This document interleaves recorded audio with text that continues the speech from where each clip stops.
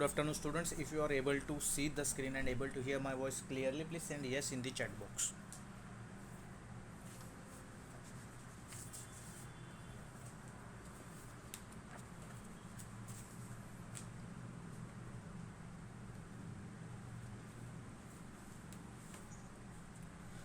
Please don't unmute the mic until and unless I say. Just use the chat box. No problem.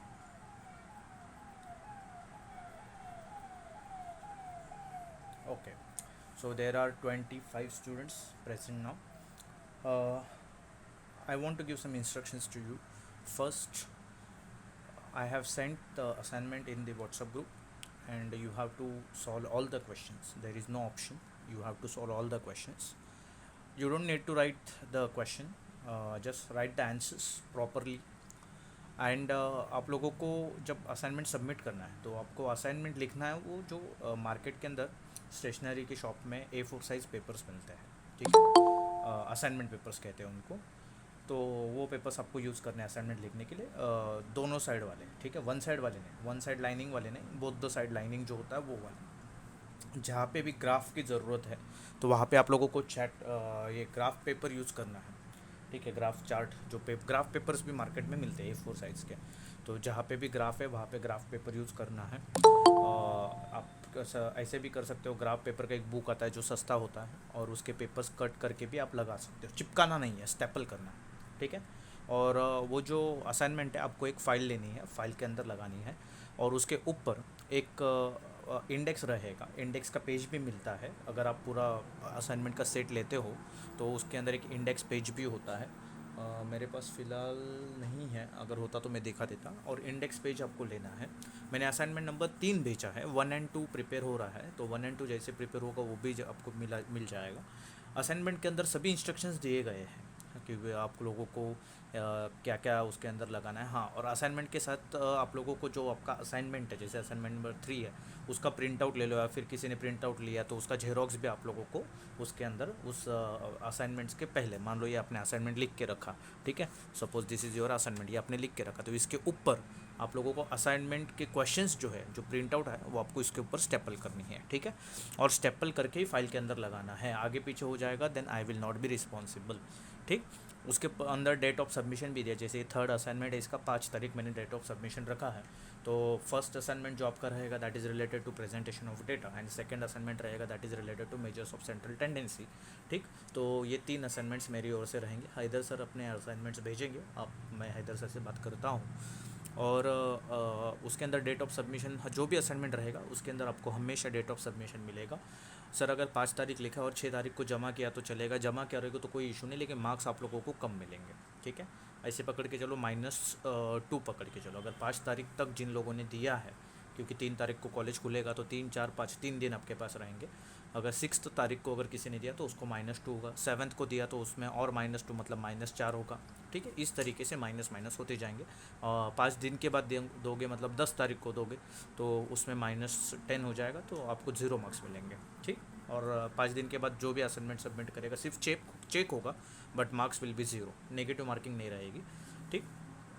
तो accordingly आप लोगों को marks देने हैं, submit करने हैं, असाइनमेंट को सबमिट करना है ये on time, and I am very strict about the time line, क्योंकि हमारा एग्ज़ाम्स भी आ रहा है सेमेस्टर का।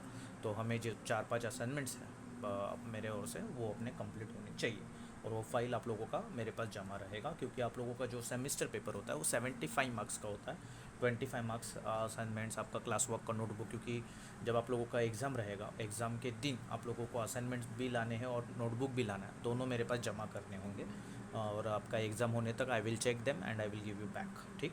असाइनमेंट्स मेरे पास जमा रहेंगे, नोटबुक आप लोगों को रिटर्न मिल जाएगा, ठीक, on the day of exam. तो ये सब आप लोगों को फॉलो करना है। अटेंडेंस को भी मार्क्स होते हैं, ठीक। तो ये सब चीज़ें मुझे बतानी थी। नेक्स्ट थिंग इज़, हम लोगों ने एक चैप्टर अच्छे से कवर अप कर लिया है, that is presentation and collection of data. Now we are going to start the second chapter, and the chapter is measures of central tendency, ठीक।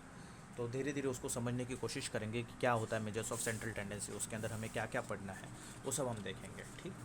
तो the name of the chapter is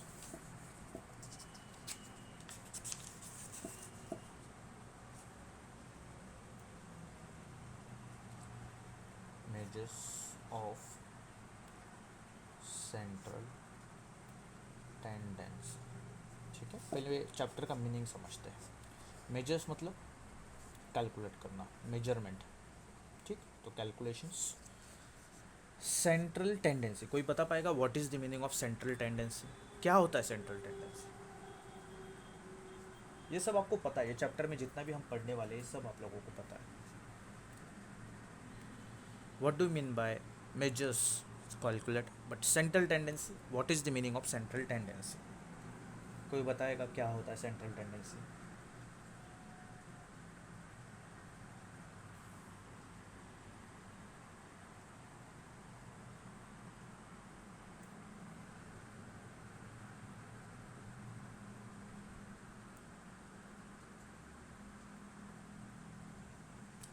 average, okay. और unmute करके आप बोल सकते हो,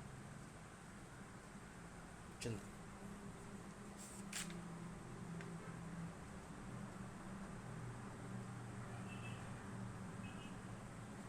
okay, central मतलब at the centre, at the centre. Tendency मतलब एबिलिटी। ठीक, अगर आपके पास कुछ ग्रुप ऑफ डेटा है, जैसे कि मैं कोई डेटा ले लेता हूँ, ए बी सी नंबर्स है, बट मैं एक रिप्रेजेंटेशन ले रहा हूँ डी ई एफ जी, ऐसा कुछ ग्रुप ऑफ डेटा है। ठीक है,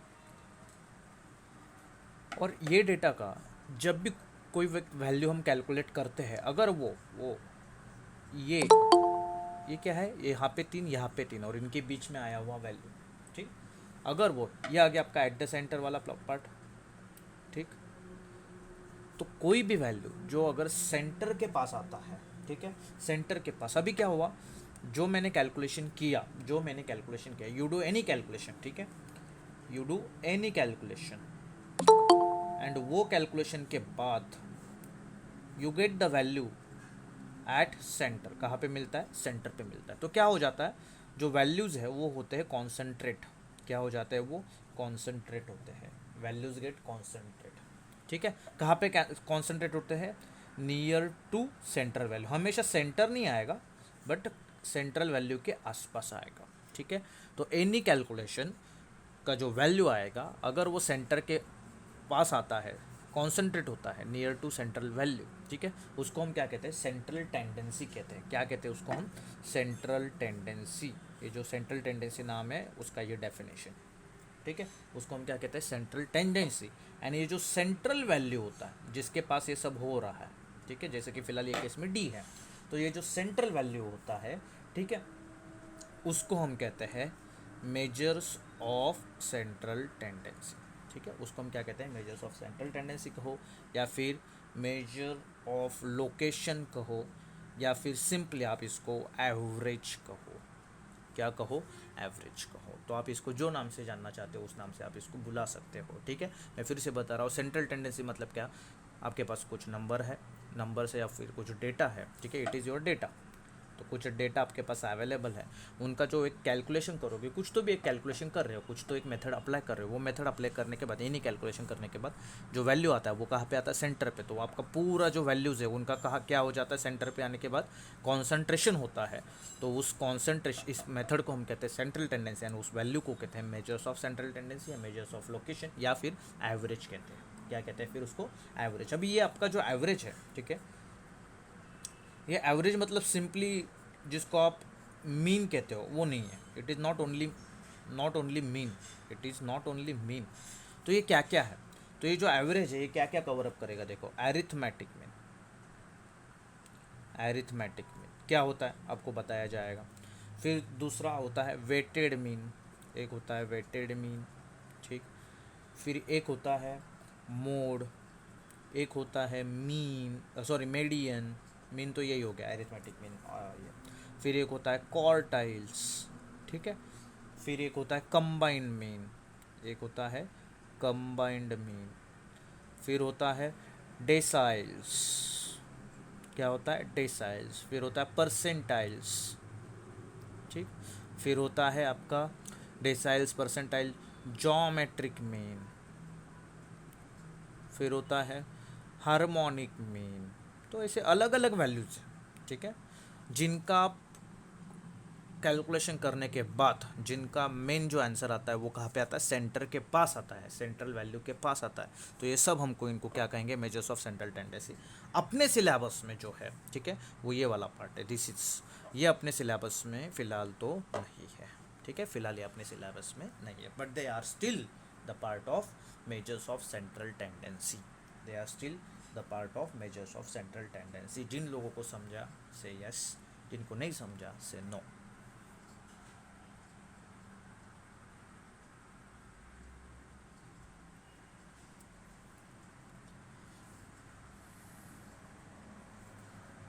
ओके, तो आपको पूछा जा सकता है एमसीक्यूज में, which of the following, Ritwik क्या नहीं समझा, Ritwik central tendency, central tendency देख बेटा, अगर ये मेरे पास नंबर डेटा अवेलेबल है, रॉ डेटा, जैसे शू का साइज है, हाइट ऑफ पीपल है, कोई भी डेटा मेरे पास अवेलेबल है, इनके ऊपर मैं कोई एक ऑपरेशन करता हूँ, जैसे अरिथमेटिक मिल लेता हूँ या वेटेड मिल लेता हूँ या मोड या मीडियन, कोई भी एक ऑपरेशन ऐसे उनके ऊपर करता हूँ, और इनका जो आंसर आता है वो मेरा हमेशा कहाँ पे आता है, सेंटर में आता है। कहाँ पे आता है, सेंटर में। तो एग्जैक्ट सेंटर वैल्यू भी आ सकता है या उस सेंटर वैल्यू के आसपास वाला मेरा आंसर हो सकता है, ठीक। तो ये जो होता है, ये जो मेथड है, इसको हम कहते हैं सेंट्रल टेंडेंसी, और जो वैल्यू है उसको कहते हैं मेजर्स ऑफ सेंट्रल टेंडेंसी। समझा? ओके, चलो फिर आगे बढ़ते हैं। नाउ अभी हम पहले जान लेते हैं डेटा। डेटा में दो चीज़ें होती है। पहले डेटा, डेटा क्या होता है, कोई बताएगा मुझे, what is the data for us? जल्दी कोई बताएगा डेटा क्या होता है? डेटा, डेटा कोई बताएगा क्या होता है डेटा? जल्दी जल्दी जल्दी। Information, yes, collected information, collected information, right. तो डेटा मतलब collected information, and this is always you will find in numbers, at least for our statistics it is always for we have in numbers. तो इसमें दो type है, एक होता है grouped, sorry ungrouped data, और एक होता है ग्रुप्ड डेटा। अभी ungroup data and group data क्या है, ठीक है। तो अनग्रुप से ग्रुप में जब जाता है तो उसको हम कन्वर्ट कर देते हैं फ्रीक्वेंसी डिस्ट्रीब्यूशन में, एफडी। एफडी मतलब क्या, फ्रीक्वेंसी डिस्ट्रीब्यूशन। अनग्रुप डेटा को आप कन्वर्ट कर देते हो फ्रीक्वेंसी डिस्ट्रीब्यूशन में। अनग्रुप डेटा मतलब क्या, मैं एग्जांपल के साथ बात करता हूँ, ठीक है। मैं लेता हूँ height of students in our class, ठीक है। अपने क्लास में कुछ स्टूडेंट्स है और इट इज़ इन सेंटीमीटर्स। तो किसी का 140 है, किसी का 145 है, किसी का 150 है, किसी का 152 है, किसी का 140 है, किसी का 146 है, कोई 160 है, कोई 163 है, कोई 165 है, कोई 170 है, ठीक है, कोई 142 है, ठीक है, फिर कोई 151 है, कोई 157 है, ठीक है, कोई 158 है, कोई 163 है, कोई 167 है। This all the values I have, मैंने ले लिया, पहले स्टूडेंट का कितना है, दूसरे का कितना है, तीसरे का कितना है। तो ये है ना अनग्रुप मतलब क्या, देखो 140 दो बार आया, 163 दो बार आया, मान लो मैंने और एक बार लिया तो 3 बार आया, ठीक है, 142 एक बार है। तो ये ना इसमें कुछ ऐसा ग्रुपिंग नहीं है, it is well highly ungrouped. मतलब जैसे कि आप लोग फर्स्ट ईयर में आते हो, अगर आप मान लो कि आपका जो 12th स्टैंडर्ड का जो फ्रेंड्स है, ठीक है, जितने भी फ्रेंड्स हैं 12th स्टैंडर्ड के, वो आपके कॉलेज में एडमिशन नहीं लेते, डिग्री में FY BMS में, वो कोई और कॉलेज में लेते हैं। तो जब आप आते हो तो आपके लिए सब अनग्रुप है। क्यों? क्योंकि किसी से पहचान नहीं, किसी से पहचान नहीं है। कोई आपकी तरह है, कोई आपकी तरह नहीं है, किसी के साथ आपकी मैचिंग होती है, किसी के साथ नहीं होती, आपको कुछ नहीं पता है, बिकॉज आप बहुत ही न्यू हो और आपके साथ वाला आपके साथ में नहीं है। यही चीज़ अगर आप लोगों के फ्रेंड्स का जो एक सर्कल है वो अगर आपके साथ ही मान लो FYBS में एडमिशन लेता है, FYBMS के अंदर, ठीक है, तो आपका एक खुद का ग्रुप बनेगा। क्यों? क्योंकि आप एक दूसरे को जानते हो, आपकी थिंकिंग सिमिलर है, ठीक। तो यही है, यहाँ पे फिलहाल आप किसी को जानते नहीं हो, इसके लिए अनग्रुप है। तो फ्रीक्वेंसी डिस्ट्रीब्यूशन जब ग्रुप होता है, same height of students in class, तो यहाँ पे आएगा हाइट इन सेंटीमीटर और यहाँ पे आता है फ्रीक्वेंसी। तो मेरा मिनिमम कितना है 140 है और मैक्सिमम कितना है मेरा 170 है। तो मैं क्या करूँगा 135 से 140 145 लेता हूँ, फिर 145 से 155, फिर आता है 155 से 165, 165 से 175। अभी मुझे बताओ 135 से 145, इसमें 145 को इंक्लूड करने का नहीं, उससे कम, तो 140 आएगा, चलो एक आ गया। फिर 145 नहीं आएगा, 140 और एक बार है, आ गया। फिर 142 आ गया, बस दैट्स इट। तो फ्रीक्वेंसी कितना आ गया इनका, 3 आ गया, ठीक ना। 145 टू 155, 145 एक आएगा, फिर 150 भी आएगा, ठीक है, फिर 152 भी आएगा, 146 भी आएगा, फिर 142 तो हो गया, फिर 1 2 3, 146 4, देन 151 5, ठीक है, देन बस, तो ये 5 हो गए टोटल ना। 155 टू 165, तो 155 टू 165 160 आएगा, 163 आएगा, 165 नहीं आएगा, 142, 157 आएगा, 158 आएगा, 163 आएगा, 163 आएगा, तो ये हो जाएगा टोटल 6 ना। 165 टू 175, तो इसमें एक 165 आएगा, एक 170 आएगा, इससे ज़्यादा नहीं आएगा, तो टोटल 2। तो इनका टोटल करो, 5 और 3 8 और 2 10 और 6 16, तो 16 लोग हैं क्या, 1 2 3 4 5 6 7 8 9 10 11 12 13 14 15 16 17 हो गए, कुछ तो भी गड़बड़ हो गया अपना। 1 2 3 4 4 8 8 और ये 9, 8 और 9 17 हो गए, तो कुछ तो भी कम हो गया। 141, 145 नहीं आएगा, 142, 3, ठीक है, ले लिया बेटा, एक just second, I am just verifying that same thing. 145 150 152 3 हो गए, फिर 151 4, 157 नहीं आएगा, तो 150, 1 2 3 4 5 5 बराबर है। 155 से 165, 1 2 3, सॉरी 1 2 आएगा, 2 आ गया, फिर 3 4 5 6, तो 6 बराबर है ना। 163, 163 हो गया, 1 2 3, हाँ बराबर, तो 167 नहीं लिया, तो 3, अभी ये हो जाएगा आपका 17 टोटल फ्रीक्वेंसी, जिसको हम n दिखाते हैं, ठीक है, कितना हो गया 17। तो ये कैसा था, अनग्रुप था। अभी देखो मैंने यहाँ पे क्या कर दिया, ग्रुप कर दिया भाई, जिनका हाइट 135 से 145 है वो कितने लोग हैं, इसमें से 3 लोग हैं। 145 से 155 कितने, 5, तो इसी को हम क्या कहते थे, फ्रीक्वेंसी डिस्ट्रीब्यूशन। तो अनग्रुप डेटा से ग्रुप डेटा में जाते हैं तो क्या हो जाता है, फ्रीक्वेंसी डिस्ट्रीब्यूशन। और ये दोनों में, अनग्रुप डेटा में भी एंड ग्रुप डेटा में भी, हमें मीन मीडियन जो भी वैल्यूज़ निकालने हैं दोनों में निकालने को सीखना है, ठीक है, दोनों में निकालने को सीखना है।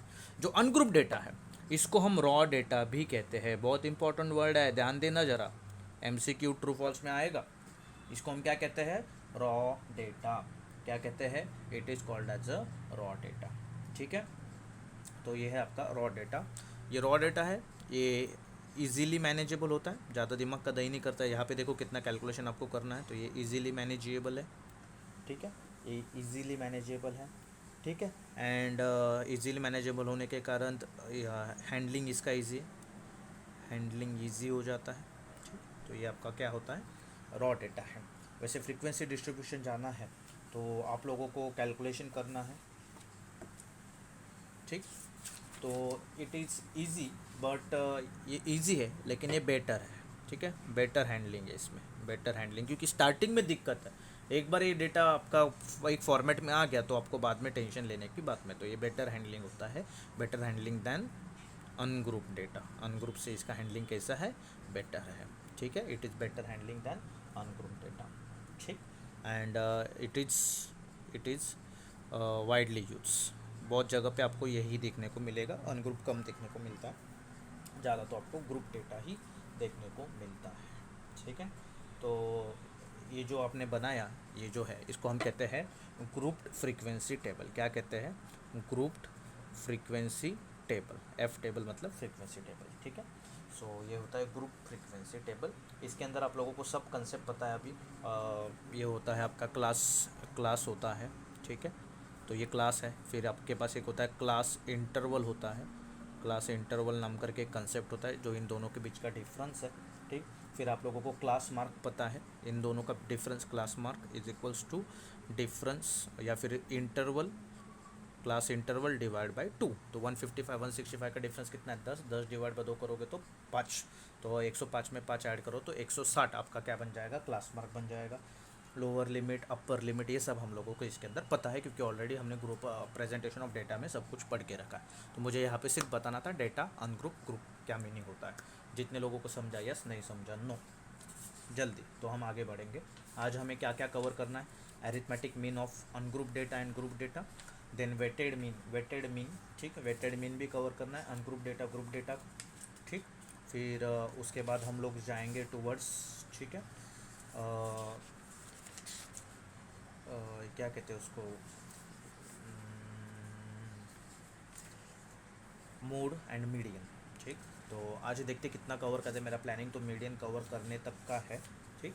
बट भागना नहीं है, अच्छे से समझ के हम लोगों को आगे जाना है, ठीक है, भागना नहीं है, समझ के आगे। किसी का तो भी माइक अनम्यूट है, प्लीज़ बात करिए, क्या हुआ बोलिए,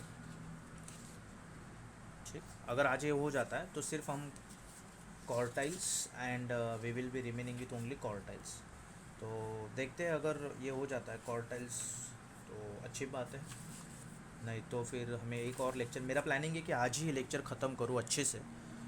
देखते कि आप लोग कितना मतलब कवर अप कर पाते हो, कितना आप कैपेबल हो आज के लिए, क्योंकि मुझे बर्डन नहीं देना है, मेरा सिंपल सा लॉजिक है, मुझे बर्डन नहीं देना है। अगर आप बोलो सर ये मोमेंट बस हो गया सर हमसे अभी नहीं झेल पा रहे हम, तो वहीं पे हम रुक जाएंगे, ठीक। So we will start with the arithmetic mean. Arithmetic mean, ये जो एरिथमेटिक मीन है इसको हम A.M से दिखाते हैं, ठीक है, शॉर्ट फॉर्म है इसका, क्या है, AM।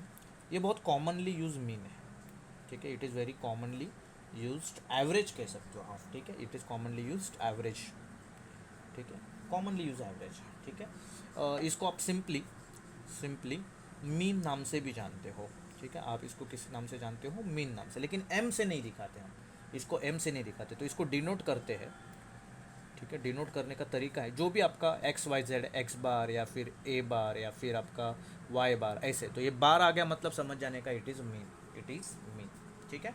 तो यहाँ पे अभी हम पहले कैलकुलेट करेंगे, ठीक है, अनग्रुप डेटा का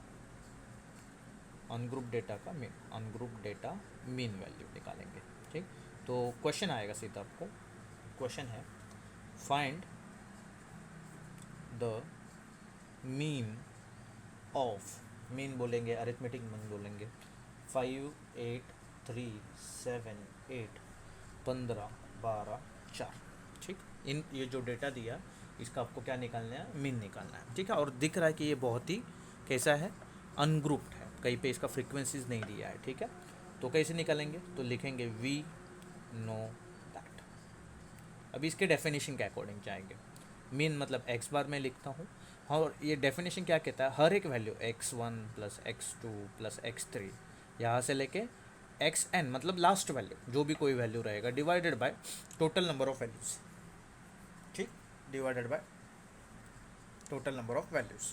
अभी यहाँ पे x1 x2 x3 कौन है, तो x बार, ये जो है ना, ये x1 x2 x3 x4 xy x6 ऐसे, तो ये हो जाएगा 5 plus 8 plus 3 plus 7 plus 8 plus 15 plus 12 plus 4 divided by n, मतलब क्या, ये कितने हैं, 1 2 3 4 5 6 7 8, टोटल कितने हैं, 8 है। तो मुझे टाइप करके बताओ इसका एडिशन कितना आ रहा है, टाइप करके बताओ एडिशन कितना आ रहा है,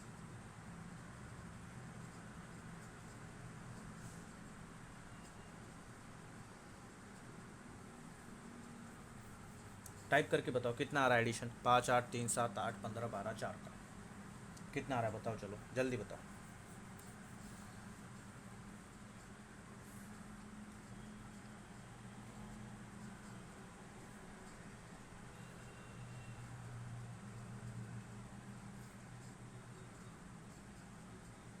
62 आ रहा है, okay. So is it right, 62 divide by 8, अभी डिवाइड करेंगे, 8 1 ज़ा 8 8 7 ज़ा 56, तो 62 से 56 जाएगा 6, डॉट हो जाएगा 60, 8 7 ज़ा 56, 60 में से 56 जाएगा 5, एंड 8 5 ज़ा 4 बचेगा, 8 5 ज़ा 14, तो आपका जो एरिथमेटिक मीन है वो कितना आ रहा है, 7.75, ठीक है। अभी ये जो 7.75 है, ये जो है ये अभी इसके सेंटर में आएगा। कैसे देखो, अगर मैं इसको लोवेस्ट वैल्यू से हाईएस्ट वैल्यू तक लगाता हूँ तो 3 5 3 4 भी है, 3 4 5, फिर है 7, फिर 8 8 12 15, ठीक है। तो ये 7.75 ना इसके आसपास आएगा, देखो इसके आसपास, ठीक है। 1 2 3 4, 1 2 3, इससे भी कम है तो ये 4 ही पकड़ा जाएगा। तो इसके बीच में जो वैल्यू आ रहा है वो है आपका x बार 7.75, ठीक है। अप्रोक्सीमेट करने की ज़रूरत नहीं है, यहाँ पे ये आपका वैल्यू आ रहा है, ठीक है। इनके बीच में, ठीक। अभी ये बहुत ही अनग्रुप था। अगर आप ग्रुप डेटा लेते हो, सॉरी, और अनग्रुप डेटा का एक एग्जांपल लेते हो, ठीक है। जैसे मैं एक एग्जांपल देता हूँ, 10 11 12 13, ठीक। और मुझे बोला जाता है कि इसका आप मीन निकालो, तो क्या करूँगा, एक्स बार इक्वल्स टू इनका क्या होगा, एडिशन, एंड डिवाइड बाय कितना आएगा, 1 2 3 4, ठीक। 10 11 21, 21 12 33, 33 प्लस 13 46 अपॉन 4, तो 4 1 ज़ा 4, 4 1 ज़ा 4, 4 5 ज़ा 20। तो ये जो डेटा इसका जो मीन आ रहा है कहाँ पे आ रहा है पता है, 10 11 12 13, इधर दो एग्जैक्ट इसके बीच में आ रहा है 11.5, एग्जैक्ट बीच में आ रहा है, क्योंकि ये कॉन्जिक्यूटिव नंबर्स है। क्या है, कॉन्जिक्यूटिव नंबर्स है। सर अगर मान लो सर कि अगर ऐसा दिया जाए, निकालो 10 11 12 13 14, इनका मीन निकालो, मुझे सीधा आंसर पता है 12। क्यों, देखो ट्राई करके देखो, 1 2 3 4 5, ठीक। 10 11 इनका एडिशन कितना रहता है 46 में, और 14 ऐड हो जाएगा तो 60/5, 60/5 हो जाएगा आपका 12। देखो सीधा आंसर आ गया। तो 10 11 12 13 14 कॉन्जिक्यूटिव है ना, तो डायरेक्टली 12 मेरा क्या बन जाएगा, आंसर। डायरेक्टली 12 मेरा क्या बन जाता है, आंसर। 2 इधर से छोड़ दो, 2 उधर से छोड़ दो। सर मान लो सर ऑड नंबर से, ऑड नंबर जैसे कि 3 5 7 9, इनका कैसे निकालना है, कुछ नहीं, करो ट्राई करो। एक्स बार 3 + 5 + 7 + 9 डिवाइड बाय कितना आएगा, 4, 5 3 8, 8 7 15, 15 और 9 24, 24/4 कितना आ रहा है, सीधा 6 आ रहा है ना, इनके बीच में आ रहा है ना, एग्जैक्ट इनके बीच में आ रहा है। सर अगर ऐसा रहेगा तो 3 5 7 9 और फिर 11 सभी के सभी आपके हैं, तो मेरा 7 सीधा आंसर है। करके देखो, x bar equals to 3 + 5 + 7 + 9 + 11 divide by कितना वैल्यूज है टोटल 5, तो ये कितना हो रहा था 24 में 11 ऐड हो जाएगा तो 35/5, तो सीधा आंसर कितना आ रहा है 7। तो एक्स बार का वैल्यू कितना आ रहा है, सीधा 7 आ रहा है, ठीक है। कॉन्जिक्यूटिव है, यहाँ पे हर एक में एक एक का डिफरेंस था, यहाँ पे हर एक में 2 2 का डिफरेंस है, इसके लिए उनको मैं कॉन्जिक्यूटिव कह रहा हूँ, ठीक है। तो जितने लोगों को समझा होगा यस, नहीं समझा होगा नो। सिंपल है, बहुत ही very very simple part arithmetic में। I want everybody to reply, ठीक। अभी ये जो फॉर्मूला है इसको मैं ऐसे भी लिख सकता हूँ, कैसे, summation of x upon n. Summation of x upon n मतलब क्या, ये जितने भी वैल्यूज़ है, समेशन मतलब क्या, एडिशन, समेशन मतलब क्या, एडिशन, मैं यहाँ पे लिख के देता हूँ। तो समेशन ऑफ एक्स का मतलब क्या है, x1 + x2 + x3, ये कहाँ तक, xn तक। तो इसको मैं i = 1 to n भी लिख सकता हूँ। क्यों, ये जो है ना xi आएगा यहाँ पे, तो i का पहला वैल्यू जाएगा 1, समेशन इसके लिए प्लस, फिर i का दूसरा वैल्यू जाएगा 2, प्लस i का तीसरा वैल्यू जाएगा 3, प्लस ऐसे कहाँ तक, n तक। अगर आपको बोला जाए समेशन i = 1 to 5 निकालो xi का, तो ये हो जाएगा x1 x2 x3 x4 and x5, खत्म। 5 तक जाऊँगा, 1 to 5 बोला ना, मैं 5 तक जाऊँगा, क्योंकि समेशन है तो एडिशन होगा, कुछ नहीं करना है, बस ये तो सिंबल है। सर अगर ये तो अभी जनरलाइज टर्म है, इसकी जगह पे आप सीधा समेशन x लिखोगे तो भी चलता है, कोई आपको कुछ बोलेगा नहीं। समेशन मतलब एडिशन पार्ट, ठीक। तो इसको मैंने क्या लिखा, summation of x upon n, या फिर आप लिखो summation i = 1 to n xi upon n, ये सब सेम है, there is no difference at all, ठीक है। सर हमने ये लिखा तो भी मार्क्स मिलेगा, ये लिखा तो भी मार्क्स मिलेगा। समेशन एक्स अपॉन एन लिखो और फिर इन सबका क्या कर दो, एडिशन कर दो, ठीक। तो अभी कभी कभी क्या होता है, ठीक है, sometimes what happens, we get some repeated values in the ungroup data, ठीक है। तो हमें क्या मिलता है, कुछ कुछ वैल्यूज़ है ना बार बार रिपीट हुए मिलते हैं। जैसे कि मैं एक एग्जांपल लेने की कोशिश करता हूँ, तो उसको हम क्या कहेंगे पता है, फ्रीक्वेंसी अरिथमेटिक मीन उसको हम कहते हैं, ठीक है।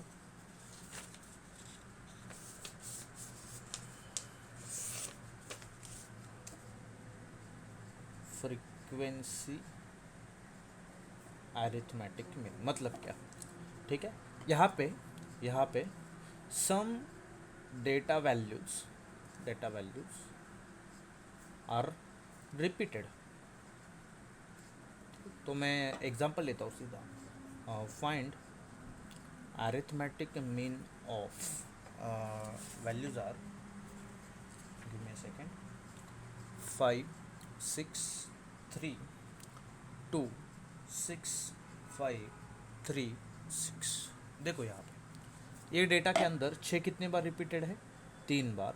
5 कितनी बार रिपीटेड है, 2 बार। 3 कितनी बार रिपीटेड है, 2 बार, ठीक है। अगर हम नॉर्मली बात करें, नॉर्मली अगर हमने यहाँ पे अरिथमेटिक मीन का फ्रीक्वेंसी वाला कंसेप्ट नहीं यूज़ किया और सिर्फ नॉर्मली बात किया, तो क्या हो जाएगा, एक्स बार बन जाएगा 5 + 6 + 2 सॉरी 3 + 2 + 6 + 5 + 3 + 6 डिवाइड बाय कितने हैं, 1 2 3 4 5 6 7 8, टोटल 8 है, ठीक है। 6 5 11 3 14 16 22 27 30 36 अपॉन 8। सो 8 4 ज़ा 32, 4 बचेगा, 8 5 ज़ा, तो 4.5 मेरा अरिथमेटिक मीन आ रहा है, नॉर्मली हम बात करें। लेकिन जब आपको बोला जाए कि आपको नहीं, इसको फ्रीक्वेंसी अरिथमेटिक मीन से ही निकालना है, तो यहाँ पे हम कैसे करेंगे पता है। यहाँ पे लिखेंगे x1 जैसे कि 5 है, फिर x2 जैसे कि 6 है, फिर x3 जैसे कि 3 है, एंड x4 जैसे कि 2 है, ठीक है। तो इसके अलावा कोई वैल्यूज़ नहीं है। अभी हम लिखेंगे फ्रीक्वेंसी, मतलब 5 कितनी बार रिपीट हुआ है, 2 बार। 6 कितनी बार रिपीट हुआ, F2 1 2 3 बार। फिर F3 3 कितने बार रिपीट हुआ है, 2 बार। एंड 2 कितने बार रिपीट हुआ है, 1 बार। बस उसको मैंने लिख दिया, ठीक। अब इसको फॉर्मूला में कैसे डालेंगे, तो x bar equals to F1 x1 plus F2 x2 plus F3 x3 plus F4 x4 divided by frequencies का addition, F1 plus F2 plus F3 plus F4। चलो करो, F1 इंटू x1 मतलब क्या, 2 into 5 plus F2 into x2 that is 3 into 6 plus F3 into x3 that is 2 into 3 plus F4 into sorry F1 आया, F4 into x4 that is 1 into 2 divided by इनका addition that is 2 + 3 + 2 + 1, ठीक। 3 2 5 2 7 और 1 8, 5 2 ज़ा 10 6 3 ज़ा 18 3 2 ज़ा 6 2 1 ज़ा 2, कितना होता है 10 + 2 12 और 18 30 और 6 36 अपॉन 8। तो एट दी एंड यही मिल रहा है। तो आपको जो सूटेबल लगे, ये मेथड सूटेबल लगे इससे निकालो, ये मेथड सूटेबल लगे इससे निकालो, आंसर सेम ही आना है। आंसर आपको क्या आना है, सेम ही आना है। तो इसको अगर हम जनरलाइज फॉर्मेट में लिखे तो समेशन Fi xi, ठीक, i is equals to 1 to n divide by summation Fi i is equals to 1 to n, ऐसे फॉर्मेट में लिखते हैं। इसका मतलब क्या होता है, इसका मतलब क्या होता है, नीचे फ्रीक्वेंसीज का एडिशन आएगा, F1 F2 F3 F4, ऊपर फ्रीक्वेंसी इंटू वैल्यू उनका एडिशन होगा, frequency F1 into x1 plus F2 into x2 और इनका एडिशन होते जाएगा। तो ये जनरलाइज फॉर्मेट है, ये क्या है आपका जनरलाइज फॉर्मेट है, ठीक। तो समझा होगा तो यस, नहीं समझाओ, ये और ये दोनों सेम है, बस आई को मैंने जनरलाइज कर दिया, 1 से n कुछ भी वैल्यू लेगा। जैसे कि अगर यहाँ पे क्या है 1 से लेके 4 है, तो आई का वैल्यू रहेगा 1 to 4, तो ये F1 x1 plus F2 x2 plus F3 x3 plus F4 x4 divide by, ये यहाँ पे भी 1 to 4 रहेगा, F1 plus F2 plus F3 plus F4, खत्म, ठीक है। तो this are the ways of writing generalize format frequency arithmetic mean. Frequency arithmetic mean मतलब यहाँ पे आपका फ्रीक्वेंसी का क्या होगा, कोई वैल्यूज़ है वो बार बार रिपीट होंगे, ठीक है। तो मेथड इज सेम, कोई अलग नहीं है। यहाँ पे भी देखो ना, आपने क्या किया, 5 + 5 मतलब 2 बार 5 हुआ, तो यहाँ पे मैंने वही किया, 2 बार 5 6 1 2 3, 3 बार एडिशन किया या 3 बार मल्टीप्लिकेशन किया, सेम ही चीज़ कर रहे हैं, ठीक। Just it is a part of our syllabus, that's why we are studying it, ठीक। समझा तो यस, नहीं समझा तो no.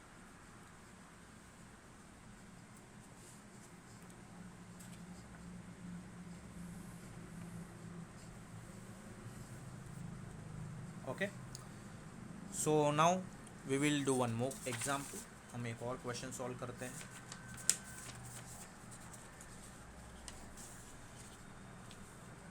Question is find the arithmetic mean for the following frequency, F D मतलब फ्रीक्वेंसी डिस्ट्रीब्यूशन, और आपको दिया है एक्स का वैल्यू दिया एंड एफ का वैल्यू दिया। मैं सीधा आंसर की ओर आता हूँ, फिर बार बार लिखने की ज़रूरत नहीं पड़ी। एक्स दिया है 3, 5, 10, 12, 16। एफ दिया है 10, 15, 32, 18 एंड 5। ठीक, इसको सॉल्व कैसे करें एरिथमेटिक में? फ्रीक्वेंसी पता है, वैल्यू पता है। आपको अभी थोड़ी देर पहले फॉर्मूला पढ़ा, frequency into value divide by frequency का एडिशन। तो मैं यहाँ पे क्या करता हूँ, फ्रीक्वेंसी का एडिशन करके रखता हूँ। कितना आएगा? 10 और 15 25, 25 और 32 हो जाएगा आपका 57, 57 प्लस 18 हो जाएगा 75, 75 प्लस 5 हो जाएगा 80। तो ये हो गया आपका summation of frequency F I. ठीक, फिर अभी यहाँ पे क्या करूँगा मैं, x इंटू एफ मतलब फ्रीक्वेंसी इंटू ये मल्टीप्लाई करूँगा। 3 इंटू 10 30 हो गया, 15 इंटू 5 75, 32 इंटू 10 320 हो गया, 18 इंटू 12 12 18 टू ज़ा 36, 3 कैरी 18 1 ज़ा 18 प्लस 3 21, 16 5 ज़ा 80। ठीक, अभी मैं यहाँ पे इनका एडिशन करूँगा, that is summation of F I X I. कितना आएगा एडिशन? यहाँ पे आएगा 6 5 11, कैरी 1 8 और 1 9, 10 12 19 और 3 22, कैरी 2 3 2 4 और 2 3 2 5 और 2 7, 721 आ रहा है। ठीक है, तो हमें मीन का फॉर्मूला पता है, summation of F I X I upon summation of F आई। अगर आप I equals to 1 to n नहीं लिखते हो तो भी चलता है। तो इट इज़ वैल्यू आ गया 721 अपॉन 80। ठीक, कितना आएगा 721 अपॉन 80? बताना जरा मुझे, how much it will be? 721 upon 80, is it 9.0125? It is 9.0125. Finish. Very easy, very easy. ठीक है, बस फ्रीक्वेंसी इनटू वैल्यू कर दिया। फॉर्मूला सबको समझ में आ गया? समझा होगा तो यस, नहीं समझा होगा तो नो। समझा होगा तो यस, नहीं समझा होगा तो नो।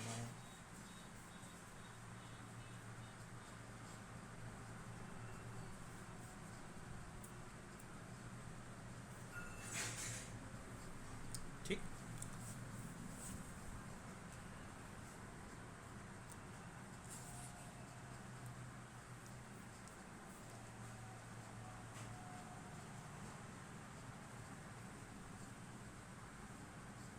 चलो अभी हम एक क्वेश्चन करते हैं।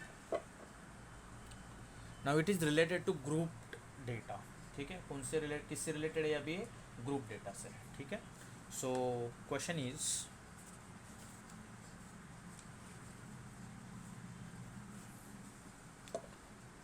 find the arithmetic mean of following data। following data, data दिया हुआ है class intervals,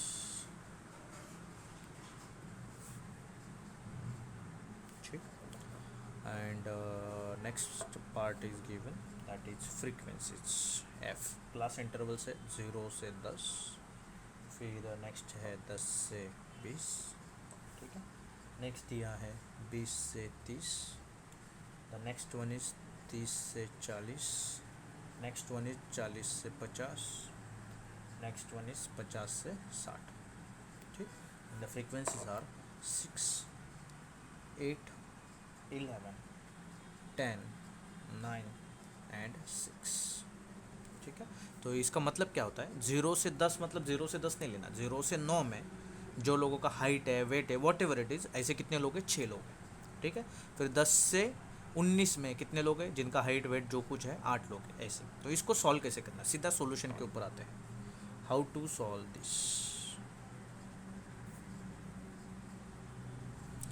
how to solve this, tell me. आप इसको सॉल्व कैसे करोगे?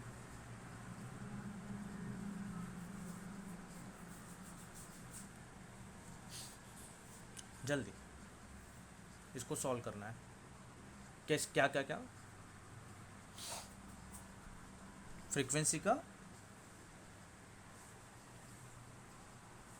टोटल, ओके ठीक है, फ्रीक्वेंसी का टोटल करके रखते हैं। That is summation of F आई। कितना आएगा? 6 8 14 14 11 25 35 35 और 15 दैट इज़ 50। हाँ, इसके आगे यहाँ पे सही था ना, यहाँ पे एक ही वैल्यू था एक्स का। ठीक, तो जिनका मान लो मार्क्स 3 है ऐसे कितने लोग हैं 10 है, जिनका मार्क्स 5 है ऐसे कितने लोग हैं 15 है, तो ये इजी था। यहाँ पे अगर मार्क्स 0 से 10 में कितने हैं, 10 से 20 में कितने हैं, 20 से 30 में कितने हैं, तो कैसे करेंगे इसको सॉल्व? 0 लेंगे या 10 लेंगे, 10 लेंगे या 20 लेंगे? तो ये जो कन्फ्यूजन है इसको हटाने के लिए हम फाइंड आउट करेंगे class mark, and this class mark is nothing but your x value. यहाँ पे जो एक्स था यहाँ पे ग्रुप डेटा में वो क्या बन जाएगा, क्लास मार्क। मुझे बताओ 0 एंड 10 का क्लास मार्क कैसे निकालेंगे? 0 प्लस 10 अपॉन 2, तो 0 प्लस 10 10, 10 अपॉन 2 कितना आता है 5, इसका क्लास मार्क कितना आ गया 5। ठीक है, वैसे 10 20 का कितना आएगा, टाइप करो जल्दी, 10 20 का कितना आएगा?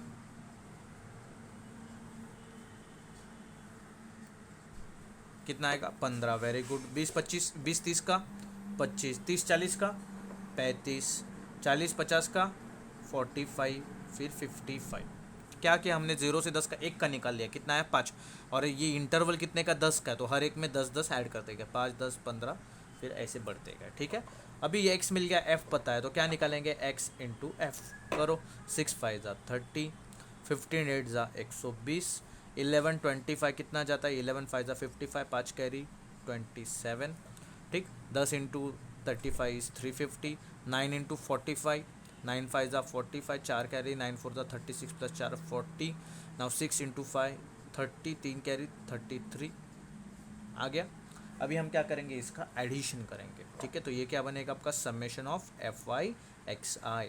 ठीक, एक्स का इधर एक्स निकालना इंपॉर्टेंट है, that is nothing but your class mark. ठीक, बस इनको एडिशन करो, यहाँ पे आएगा 0 0 5 और 5 10 कैरी 1, 3 और 1 4, 4 और 5 9, 9 प्लस 7 16, 16 और 5 21 कैरी 2, 3 2 5 4 9, 9 और 3 12 और 3 15, 1 5 1 0 आ गया। बस आपको फॉर्मूला पता है क्या होता है, x bar summation of F I X I upon summation of F आई। तो समेशन ऑफ आई कितना है 50 है। ठीक है, and summation of F I X I कितना है 1510, 1510। 0 0 कट, 5 3 ज़ा 15, एक तो 0 5 2 ज़ा 30.2 मेरा आंसर आएगा। कितना आंसर आएगा मेरा 30.2। सिंपल।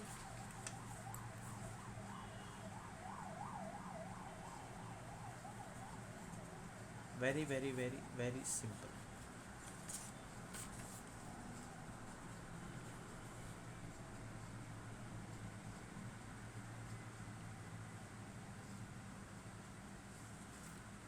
ठीक, तो फिर से बता रहा हूँ, अगर आपको ग्रुप डेटा दिया है तो उसका क्लास मार्क निकालेंगे, फ्रीक्वेंसी के साथ मल्टीप्लाई करेंगे एक्स एफ, और फिर उनका एडिशन करेंगे एंड फ्रीक्वेंसी का एडिशन करेंगे। तो एफ एक्स का एडिशन का जो सब समेशन आएगा वो डिवाइड बाय फ्रीक्वेंसी का समेशन, ये आपका क्या रहेगा, मीन रहेगा। 30.2 आपका क्या है, आंसर है। ठीक, 30.2 क्या है आपका आंसर है। ठीक, do you need more example to do on the same thing? और एग्जाम्पल देखना है इसके ऊपर, या फिर आगे बढ़े, आगे फिर हमें कंबाइंड मीन क्या होता है वो देखना है, फिर वेटेड अरिथमेटिक मीन देखना है। तो किसी को चाहिए इसके ऊपर के एग्जाम्पल और ग्रुप डेटा से रिलेटेड?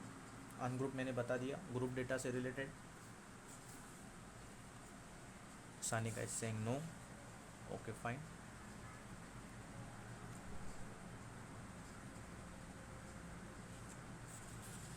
ठीक है, तो मैं एक एग्जांपल देता हूँ आपको, 5 मिनट देता हूँ। ठीक है, आप लोग मुझे इसका आंसर बताओगे कि क्या इसका अरिथमेटिक मीन कितना आएगा। ठीक, the question is find the arithmetic mean, and आपको वैल्यूज है class interval and frequency. Class interval है 5 से 15, 15 से 25, 25 से 35, फिर 35 से 45, फिर 45 से 55, 55 से 65। ठीक, एंड वैल्यूज है 18, 24, 33, 30, 25 एंड 20। ठीक, आपको इसका अरिथमेटिक मीन निकालना है। Question is I want everybody to reply. ठीक, चलो अभी हम एक एग्जांपल लेते हैं, ठीक है, और देखते हैं कि आप लोग कितना इसमें सॉल्व कर पाते हो, ठीक है। Question is, if the mean of marks of 25 boys, ठीक है, mean marks of 25 boys of a class is 42% and the mean marks of 15 girls of the same class, मतलब उसी क्लास से 15 गर्ल्स है, ठीक है, उनका मीन कितना है, is 54%, then the mean of whole class is dot dot dot dot dot. इसको कैसे सॉल्व करें? ये अभी जो क्वेश्चन है ये कंबाइन मीन का क्वेश्चन है। कंबाइन मीन मतलब क्या? यहाँ पे 25 बॉयज़ के मार्क्स का मीन दिया, मतलब 25 बॉयज़ साथ में आ गए तो कंबाइन हो गए। फिर यहाँ पे 15 गर्ल्स, उसी क्लास में से जो 15 गर्ल्स है उनका मीन दे दिया 54, तो ये 15 गर्ल्स कंबाइन हो गया। और फिर इन दो ग्रुप्स को, ये क्या है, यहाँ पे क्या हो गया, ग्रुप्स बन गए। मैं यहाँ पे कंसेप्ट समझा रहा हूँ। ग्रुप्स बन गए कितने, दो। एक ग्रुप बन गया बॉयज़ का और एक ग्रुप बन गया ग्रुप्स गर्ल्स का, ठीक है। तो ये जो ग्रुप्स है, ये बॉयज़ का एंड गर्ल्स का, तो यहाँ पे जो ग्रुप्स है ये कंबाइन ग्रुप्स है, इट इज़ अ कॉम्बिनेशन। तो ये कंबाइन ग्रुप है। किस किस का कॉम्बिनेशन है? बॉयज़ का बॉयज़ के साथ, गर्ल्स का गर्ल्स के साथ, ठीक। फिर आपको इनको कंबाइन करके क्या करना है, मीन निकालना है। इनको कंबाइन करके क्या निकालना है, मीन निकालना है। एंड इसीलिए इसका नाम है कंबाइन मीन, अरिथमेटिक मीन, ठीक है। ज़्यादा टेंशन नहीं लेना। अभी देखो, नॉर्मली आपका एक्स बार मीन क्या होता है, ठीक है। अभी ये केस में मार्क्स ऑफ 25 स्टूडेंट, तो marks of first student, marks of second, ऐसे करते करते 25 स्टूडेंट के मार्क्स डिवाइड बाय कितना करोगे, 25, क्योंकि टोटल 25 लोग हैं, ठीक। यहाँ पे मीन कितना दिया, if the mean marks of 25 boys of a class is 42%, उनका मीन कितना दिया, 42%, मतलब हम 42 पकड़ के चलेंगे, ठीक है। बॉयज़ के मार्क्स हमें पता नहीं है, तो मैं इसको ऐसे लिखूँगा, M1 से लेके M25 तक डिवाइड बाय 25। तो ये 25 वहाँ पे जाके क्या करेगा, डिवाइड, उधर जाके मल्टीप्लाई करेगा, 42 इंटू 25। इस पूरे को M1 से लेके M25 हर स्टूडेंट के मार्क्स बॉयज़ के हमें पता नहीं है, बस ये हमें पता है 42 इंटू 25 करेंगे तो 25 टू ज़ा 50, 5 कैरी, 25 फोर ज़ा 100 प्लस 5 105, 1050 क्या है, टोटल ये जो 25 बॉयज़ है उनके मार्क्स है। टोटल ये जो 25 बॉयज़ है उनके क्या है, ये मार्क्स है 1050। इंडिविजुअल मार्क्स हमें पता नहीं है, इंडिविजुअल मार्क्स पता नहीं। सेम गर्ल्स के बारे में, गर्ल्स में क्या होगा, G1 से लेके G2, कितने गर्ल्स है, ऐसे 15 गर्ल्स है, तो 15 गर्ल्स के मार्क्स को मैंने G1 G2 G5 ऐसे नाम दिया, डिवाइड बाय कितने गर्ल्स है, 15, उनका मीन कितना दिया, 54। ये जो 15 इधर डिवाइड, इधर आके क्या होगा, मल्टीप्लाइड, और यहाँ पे इंडिविजुअल गर्ल्स के मार्क्स का एडिशन, जो कि हमें कुछ भी पता नहीं है। 15 फोर ज़ा 60, 6 कैरी, 15 फाइव ज़ा 75 प्लस 6 हो जाएगा 81, बराबर ये क्या है, G1 G2 dot dot dot dot G15 तक, ये टोटल गर्ल्स के मार्क्स है। मुझे क्या पूछा है क्वेश्चन में, क्या पूछा है, then the mean of whole class, पूरे क्लास का मीन क्या है। तो मेरे लिए सिंपल सी बात है, एक्स बार मीन मतलब पूरा क्लास, मतलब M1 मतलब फर्स्ट बॉय का मार्क्स, सेकेंड बॉय का मार्क्स, ऐसे कितने बॉयज़ है, 25 बॉयज़ का मार्क्स, प्लस 15 गर्ल्स के मार्क्स भी आएंगे, तो G1 प्लस G2 से लेके G15 15 girls, divide bye 25 plus 15 कितना हो जाएगा, मेरे लिए 40। तो हर स्टूडेंट के मार्क्स का एडिशन, 25 बॉयज़ का 15 गर्ल्स के मार्क्स का एडिशन डिवाइड बाय 40। मुझे बता, 25 बॉयज़ के मार्क्स आपको पता है टोटल कितना है, 1050, प्लस टोटल गर्ल्स के मार्क्स पता है कितना है, 810, डिवाइड बाय कितना आएगा, 40। 1050 प्लस 810 ऐसे नहीं लग रहा, 1860 अपॉन 40 हो रहा है, दैट्स इट, ये आ गया आपका आंसर। बट इसको जब आपको शॉर्ट फॉर्म में लिखना है तो कैसे लिखेंगे, let B bar be the mean marks of 25 boys, ठीक है। तो यहाँ पे देयर फोर, बी बार कितना लिख दिया मैंने, तो देयर फोर N1 मतलब नंबर ऑफ बॉयज़ कितने हैं 25 एंड बी बार उनका मीन कितना दिया है 42, ठीक। And G bar be the mean marks of 15 girls. तो ये टोटल गर्ल्स कितने N2 15 एंड उनका मीन मार्क्स कितना दिया हुआ है 54। Therefore mean of whole class कैसे आएगा देखो, एक्स बार इक्वल्स टू जो बॉयज़ का मीन मार्क्स है वो मल्टीप्लाइड बाय कितने बॉयज़ है प्लस गर्ल्स का जो मीन मार्क्स है वो मल्टीप्लाइड बाय कितने गर्ल्स है divide by boys plus girls. तो बॉयज़ कितने हैं 25 उनका मीन मार्क्स है 42, गर्ल्स है 15 उनका मीन मार्क्स है 54 डिवाइड बाय 25 प्लस 15। तो 25 इंटू 42 तो ये ऑलरेडी करके रखा है कितना है 1050, 15 इंटू 54 ऑलरेडी करके रखा है 810 डिवाइड बाय 25 प्लस 15 40, ये होता है 1860 डिवाइड बाय 40। 0 0 कट, 4 1 जा 4 4 जा 16, 2 बचेगा 26, 4 6 जा 24, 2 बचेगा 4 5 जा, तो ये हो जाएगा 46.5% पूरे क्लास का, ठीक। ये जो मैंने किया ना ये सेम चीज़ किया ना, देखो M1 से लेके M25 तक, M1 से लेके M25 तक क्या था पता है, बॉयज़ का mean multiply by number of boys, boys का mean multiply by number of boys. G1 से लेके G15 तक क्या था, गर्ल्स का mean into number of girls, girls का mean into number of girls. Total class का क्या आ गया divide by N1 plus N2 that is number of boys plus number of girls. यही मैंने यहाँ पे किया लेकिन एक शॉर्टकट टेक्निक से, ठीक है। ये लिखना पड़ा बड़ा है लेकिन इससे तो ये इजी है, इससे तो ये इजी है, ठीक है। समझा तो यस, नहीं समझा तो नो, आंसर दोनों से सेम आता है। समझा तो यस, नहीं समझा तो नो।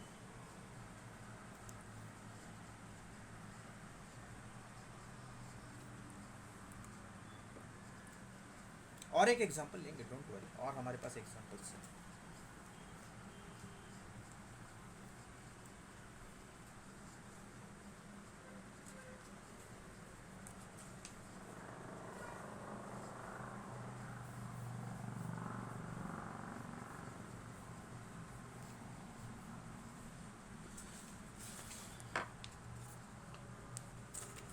चलो कंबाइन मीन का और हम दो एग्जांपल्स लेने की कोशिश करेंगे।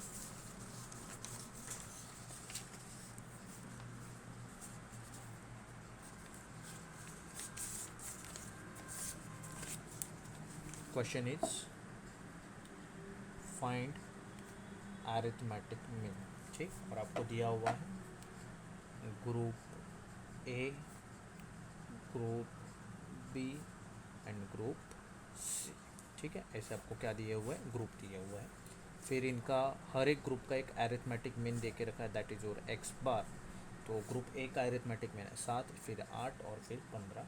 एंड जो नंबर्स हैं, ठीक है, कितने नंबर्स हैं, तो ये टोटल है 700, ये है 400 और ये है 300। तो अगर आपको ऐसा डेटा दिया है तो क्या करेंगे, कुछ नहीं करेंगे, बस वही मेथड अप्लाई करेंगे। अभी देखो, अभी इसमें देखो शिवम, आपको ग्रुप ए का मीन दिया है 7, ग्रुप बी का दिया 8, ग्रुप सी का दिया 15, और फिर ग्रुप ए का जो मीन निकला है 7 कब, जब नंबर ऑफ पीपल कितने 700, फिर इसमें कितने 400, इसमें कितने 300। कुछ नहीं करना है, बहुत ही सिंपल सी बात है। फॉर्मूला के अकॉर्डिंग हमने क्या कहा था, mean multiplied by number of people, यही तो हमने किया था अभी थोड़ी देर पहले। क्या किया था देखो, टोटल मीन निकालना है ना, क्या क्या था, बॉयज़ का mean multiply by number of boys, girls का मीन नंबर ऑफ गर्ल्स, ठीक है। तो यहाँ पे वही करेंगे, n इंटू एक्स बार करेंगे। 700 इंटू 7 कितना हो जाएगा 4900, 4900। 400 इंटू 8 हो जाएगा 3200। 300 इंटू 15, 15 3 45, 4500। बस इनको ऐड करेंगे अभी, n को ऐड करोगे क्योंकि हमें नीचे n लगेगा। 700 प्लस 400 1100 और 3 1400, ठीक। इनको ऐड करो, 0 0 9 2 11 5 16 कैरी 1 4 4 4 8 4 12, 12600। तो टोटल मीन कैसे आएगा, एक्चुअल मीन एक्स बार कैसे आएगा, कैसे आएगा, इन सब का addition that is summation of n into x bar divide by summation of n, इनका एडिशन। या फिर आप इसको n1 x1 n2 x2 n3 x3 ऐसे लिखोगे तो हो जाएगा n1 into x1 bar plus n2 into x2 bar plus n3 into x3 bar divide by n1 plus n2 plus n3। तो वही किया ना मैंने, N1 X1 का मल्टीप्लिकेशन, N2 X2 का मल्टीप्लिकेशन, N3 X3 का मल्टीप्लिकेशन, और फिर उनका क्या कर दिया एडिशन, जो कि कितना आया मेरा 12,600। फिर नीचे N1 N2 N3, तो N का टोटल एडिशन कितना आ रहा है 1400, 2020 कट 126/14 कितना आता है 126/14 कोई बताएगा कितना आता है?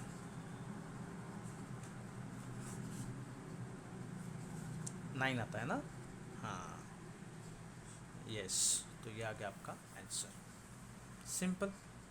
ये एक टाइप का क्वेश्चन है आपको। मैं और एक टाइप का क्वेश्चन लेने की कोशिश करता हूँ, ठीक है।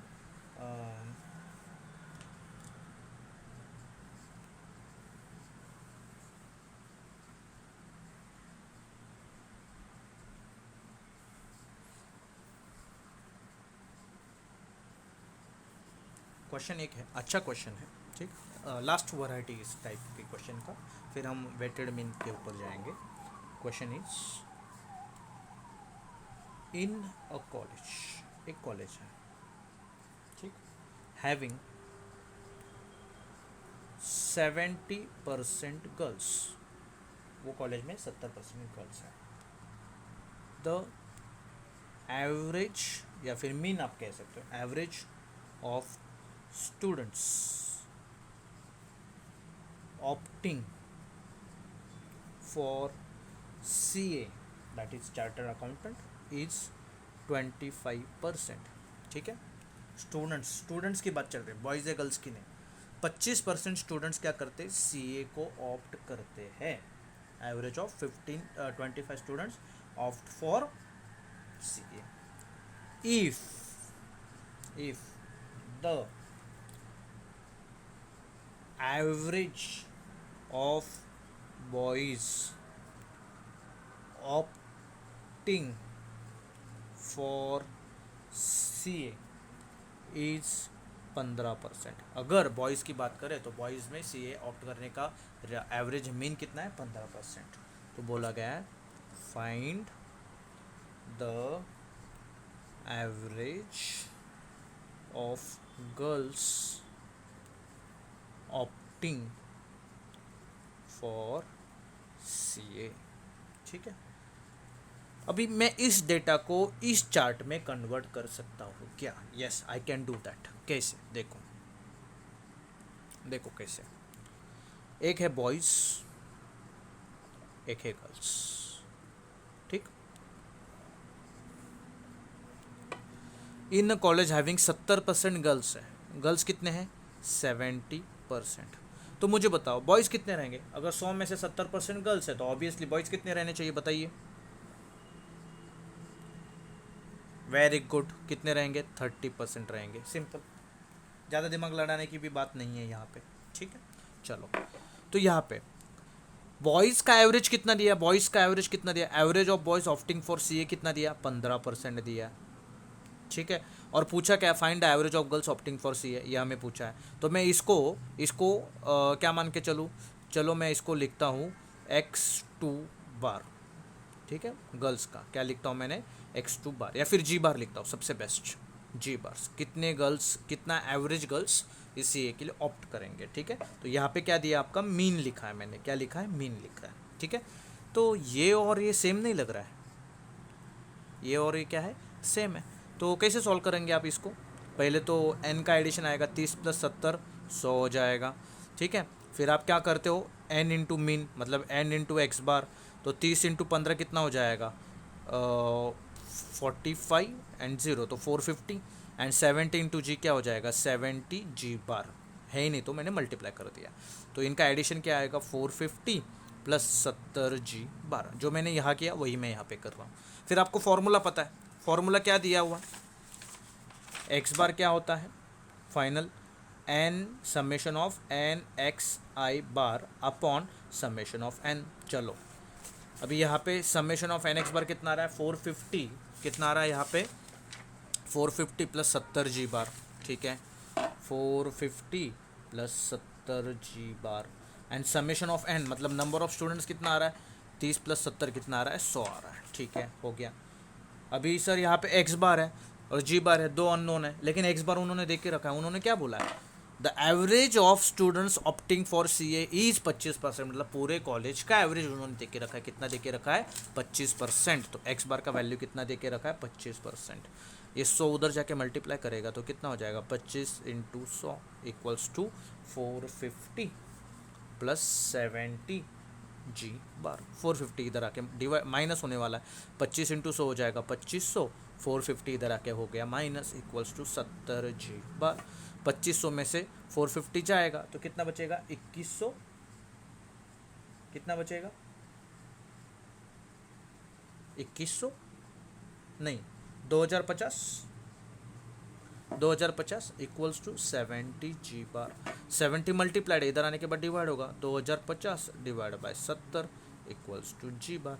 0 0 कट, तो ये कितना हो जाएगा 7 7 1 जा 7 2 जा 14, 6 बचेगा, 7 9 जा 63, 2 बचेगा, 7 2 जा फिर 6 बचेगा बराबर, 7 2 जा 14, 6 बचेगा 65, 7 9 जा 63, 2 बचेगा 20, 7 2 जा 14, 6 बचेगा 0, तो 7 अगेन 9 जा एंड दिस वे। तो जी बार का वैल्यू अप्रोक्सीमेटली 29.29% आएगा। मतलब कॉलेज में से गर्ल्स जो है उसमें से 29.29% गर्ल्स सीए के लिए जाएंगे। सेम क्वेश्चन था, मैंने सिर्फ इसको कन्वर्ट कर दिया इस बॉक्स के अंदर। अभी सर इसके पहले वाले क्वेश्चन में ऐसा क्यों नहीं किया? कर सकता हूँ ना, कर सकता हूँ इसमें भी। कैसे? बॉयज़ है, नंबर ऑफ बॉयज़ मुझे पता थे, उनका मीन मुझे पता है, गर्ल्स पता है, मीन पता है, इनका एडिशन होगा, इनको मल्टीप्लाई करो फिर उनका एडिशन करो। देखो वही तो मैंने करके रखा है, ठीक है। तो इसको आप ऐसे भी सॉल्व करो या फिर टेबल के फॉर्मेट में लेके सॉल्व करो, answer is going to come same, answer change होने वाला नहीं है। समझा तो यस, नहीं समझा तो नो।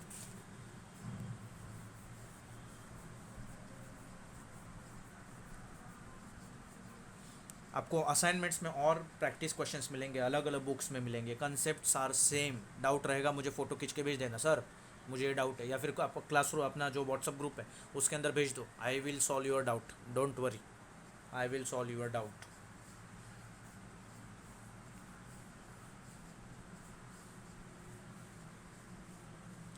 ये बेटा कंबाइन मीन है,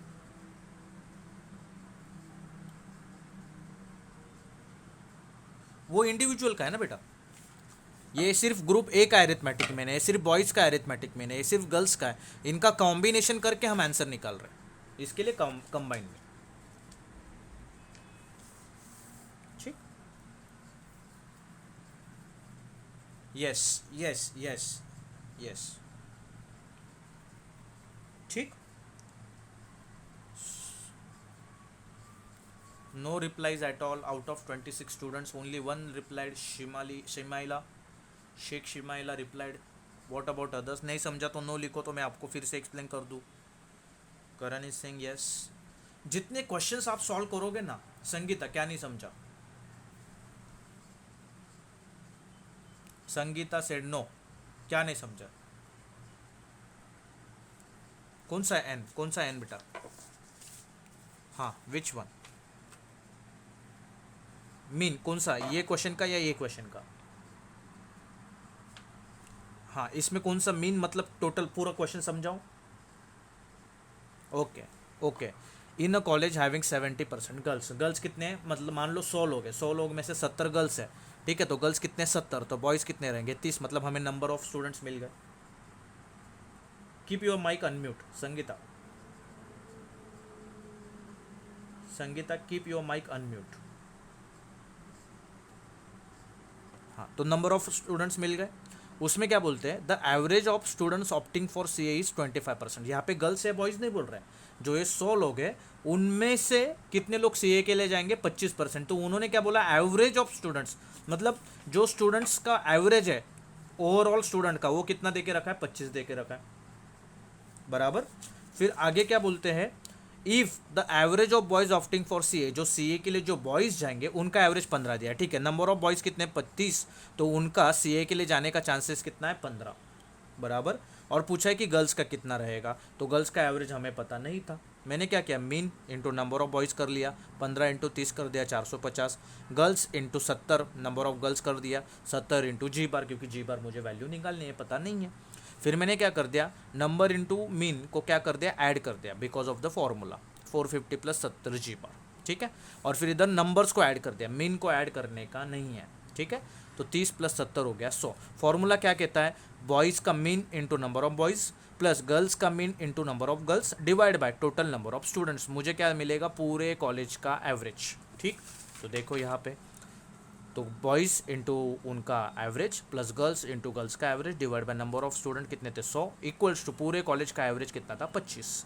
100 इधर जाके मल्टीप्लाई करेगा 2500, 450 इधर आके माइनस होगा, 2500 माइनस 450 2050, 70 इधर आके डिवाइड करेगा तो सिर्फ मुझे पास क्या बचेगा, गर्ल्स का एवरेज। Okay, anybody else?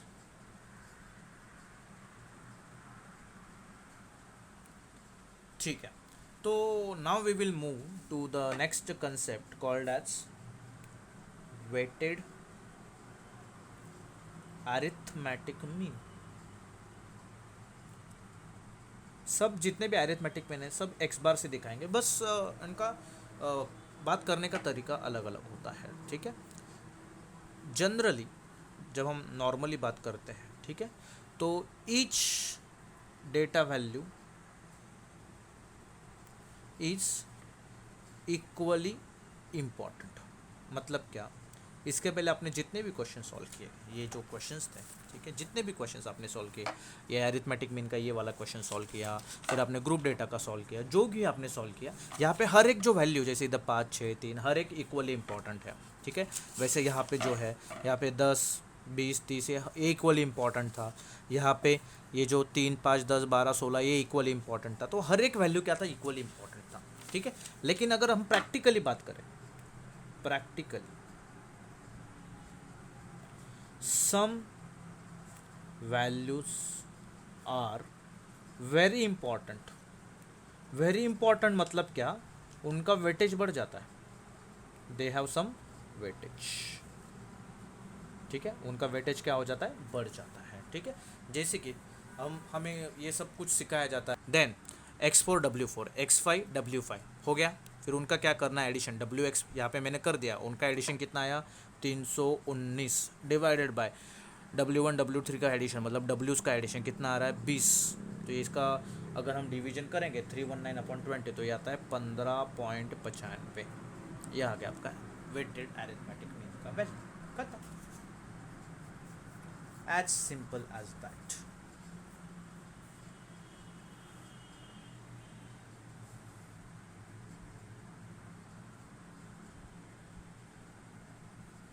ठीक,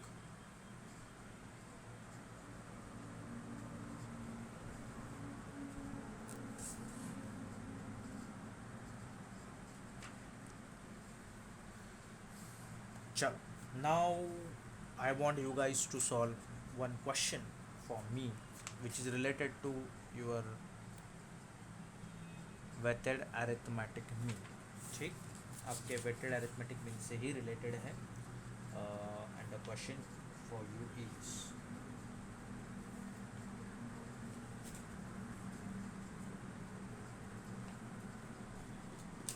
मैं यहाँ पे पीछे लेता हूँ।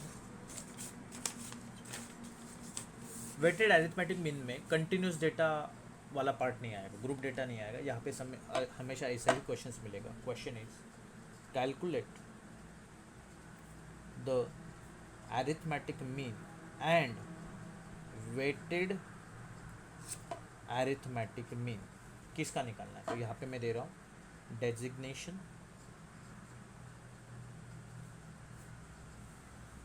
फिर है सैलरी पर मंथ, ठीक है, इन 000 मतलब थाउजेंड्स, फिर है स्ट्रेंथ, और उस स्ट्रेंथ को ही आप क्या कहते हो, वेट, ठीक। तो डेजिग्नेशन है लेक्चरर्स, फिर है क्लर्क्स, फिर है लैब असिस्टेंट्स, फिर है पियून्स, और फिर है टेम्पररी स्टाफ, टेम्पररी स्टाफ, ठीक। उनका सैलरीज दिया, लेक्चरर्स 15,000 है, क्लर्क्स का है 8,000, लैब असिस्टेंट का है 5,000, पीयून्स का है 2,500, टेम्पररी स्टाफ का है 1,000। ठीक है, और उनका स्ट्रेंथ दिया है 10, 20, 70, 100 एंड 150। और आपको इसका क्या निकालना है, arithmetic mean and weighted arithmetic mean. Now you just start solving this question. जब भी आपको अरिथमेटिक मीन निकालना है ना, अरिथमेटिक मीन, तो ये जो सैलरी वाला पार्ट है ना उनका एडिशन आएगा। ठीक है, that is your x bar. Arithmetic mean जब निकालना है तो सैलरी वाले पार्ट का क्या आएगा, एडिशन आएगा। ठीक है, तो यहाँ पे सैलरी वाला पार्ट कितना है, 15 plus 8 plus 5 plus 2.5 plus 1 divide by कितना है, 1 2 3 4 5। 15 और 5 20 और 8 28 तो 30, 30.5 प्लस 1 दैट इज़ 31.5 अपॉन 5, 5 6 ज़ा 30। ठीक है, एक बचेगा तो ये पॉइंट आएगा, 5 3 ज़ा 15, 6.3। ये क्या आ गया, आपका अरिथमेटिक मीन आ गया। ठीक है, एंड जब आपको वेटेड अरिथमेटिक मीन निकालना है, that is weighted arithmetic mean, या इसको आप एक्स बार डिवाइड बाय डब्ल्यू लिख दो, क्योंकि दोनों एक साथ पूछा है। अगर एक ही पूछा जाता तो एक्स बार से भी हम दिखा सकते हैं। तो वेटेड अरिथमेटिक मीन के लिए पहले हमें इन वेट्स का और इस सैलरी का मल्टीप्लाई करना होगा। 15 into 10 150, that is x into W. 8 into 20 160, 5 into 70 350, 2.5 into 100, एक जीरो जाएगा तो 25 इंटू 10 250, 150 इंटू 1 150। और इनका क्या होगा, एडिशन होगा। तो मैं यहाँ पे लिखता हूँ सीधा फॉर्मूला में, summation of x W divide by summation of W. ठीक है, तो इनका एडिशन आएगा एक्स डब्ल्यू का 150 plus 160 plus 350 plus 250 plus 150 divide by summation of डब्ल्यू। तो डब्ल्यू का addition 10 plus 20 plus 70 plus 100 plus 150। आप समेशन करके इधर लिखो और सीधा आंसर में डाल दो। इसमें समेशन लिख के इधर लिखो और फिर फाइनल वैल्यूज़ ले लो तो भी चलेगा, इधर एडिशन करोगे तो भी चलेगा। तो इनका एडिशन कितना आएगा, 150 प्लस 150 310, 310 और 350 हो जाएगा 660, 660 और 200 हो जाएगा 860, उसमें 50 ऐड हो जाएगा 910, 910 1010 1060 डिवाइडेड बाय 70 और 30 100, 200, 200 और 150 हो जाएगा 350, 0 0 कैंसिल, 35 106। तो 35 3 जा 105 होता है, एक बचेगा 0.0। तो ये अप्रोक्सीमेटली 3 के आसपास आएगा, 3.0 तो 1 0 100, तो 35 अगेन 2 जा समथिंग, तो 3.02 आपका क्या आएगा, वेटेड अरिथमेटिक मीन आएगा। ठीक है, 3.02 आपका क्या आएगा, वेटेड अरिथमेटिक मीन। ठीक है, तो ये arithmetic mean and weighted arithmetic mean में फ़र्क क्या है, ये आपको थोड़ा है ना क्या कहते हैं इसको, मोर अप्रोप्रिएट मीन का वैल्यू बताता है। मोर अप्रोप्रिएट ठीक है, पिक्चर ऑफ मीन। ठीक है, बहुत थोड़ा एक डीपली आपको उस पिक्चर के बारे में बताता है, मीन के बारे में बताया जाता है। ठीक है, तो अरिथमेटिक मीन कैसे निकाला, सैलरी एडिशन डिवाइड बाय कितना सैलरी, कितने लोगों का सैलरी, 5 लोगों का। वेटेड अरिथमेटिक मीन कैसे निकाला, सैलरी इनटू वेट, उनका एडिशन डिवाइड बाय वेट का एडिशन। समझा तो यस, नहीं समझा तो no.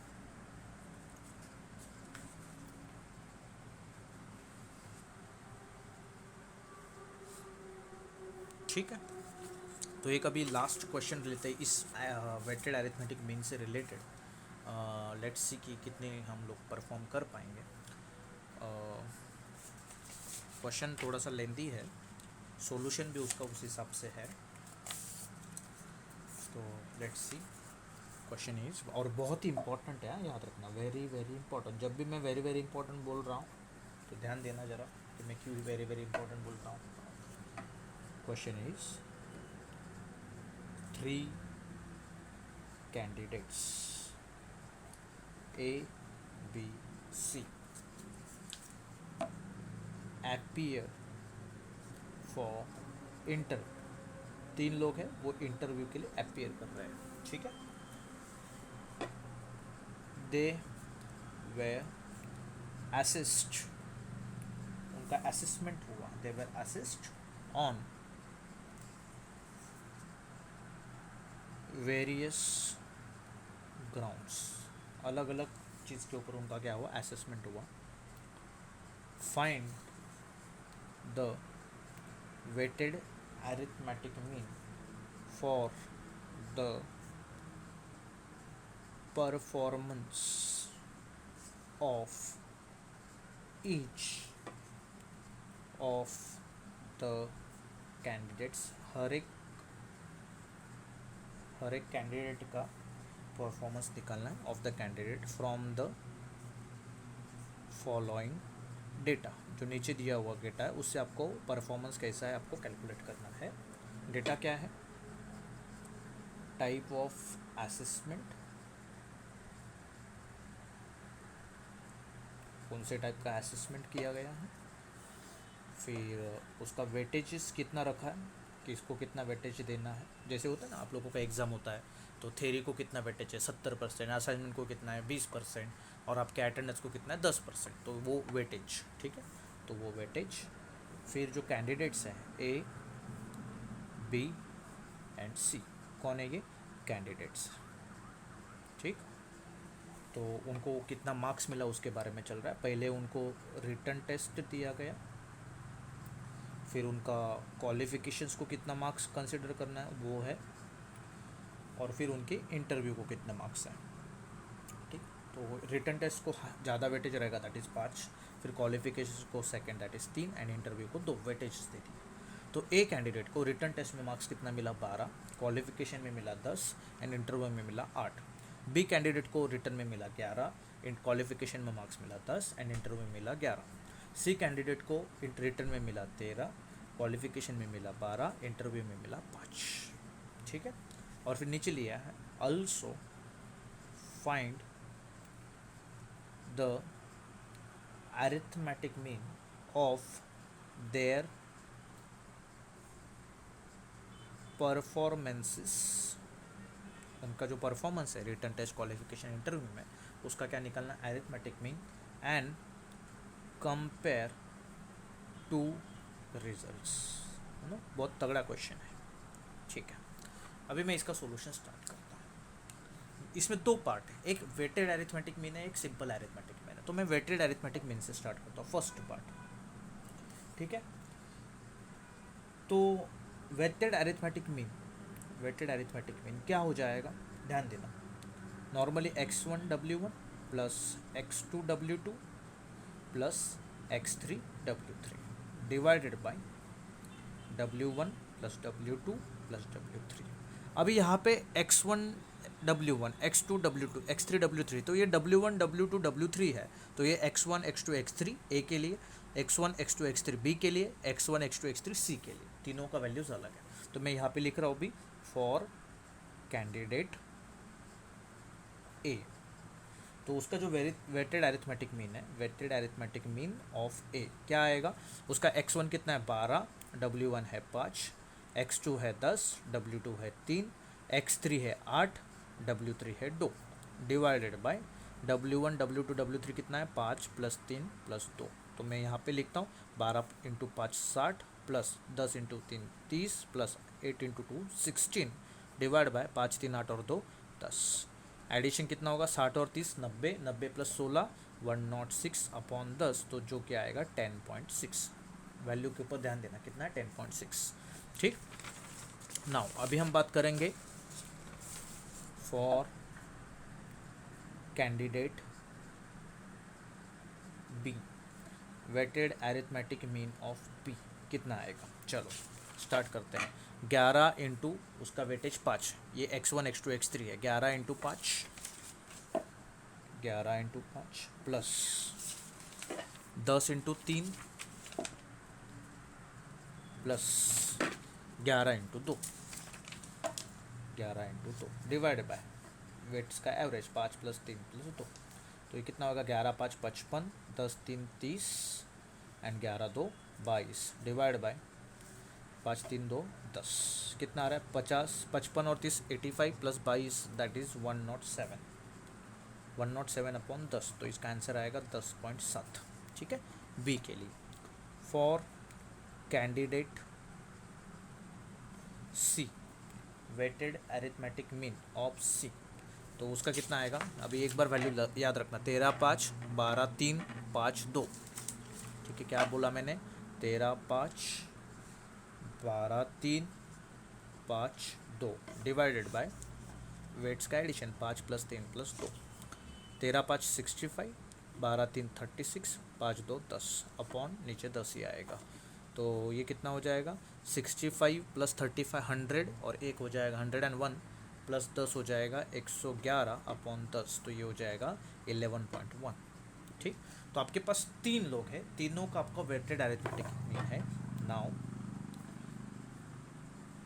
Weighted arithmetic mean of, देखो candidates A B and C, A का कितना आया 10.6 आया, बी का कितना आया 10.7 आया एंड सी का कितना आया 11.1। मुझे बताओ किसका वेटेड अरिथमेटिक मीन ज़्यादा है, ए बी सी में से किसका वेटेड अरिथमेटिक मीन ज़्यादा है, सी का। तो आप मुझे बताओ कि सी का, तो आप किसको सिलेक्ट करोगे ए बी सी में से, वेरी गुड, क्यों, क्योंकि उसका interview qualification and written test इनके वेटेज के ऊपर उसका मार्क्स ज़्यादा है। ठीक है, सो यहाँ पे लिखेंगे देयरफॉर द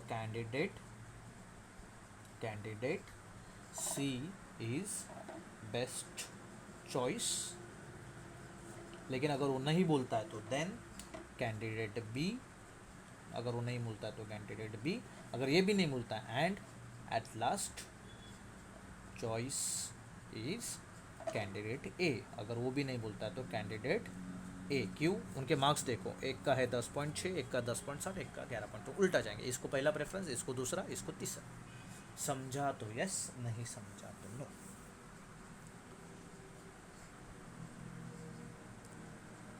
जल्दी, ठीक, अभी हम निकालेंगे इनका अरिथमेटिक मीन। पहला पार्ट तो खत्म हो गया वेटेड अरिथमेटिक मीन का, भी सेकंड क्या, also find the arithmetic mean of their performance. तो देयर परफॉर्मेंस मतलब इंडिविजुअली बात करेंगे। ठीक है, तो अभी सेकंड पार्ट है,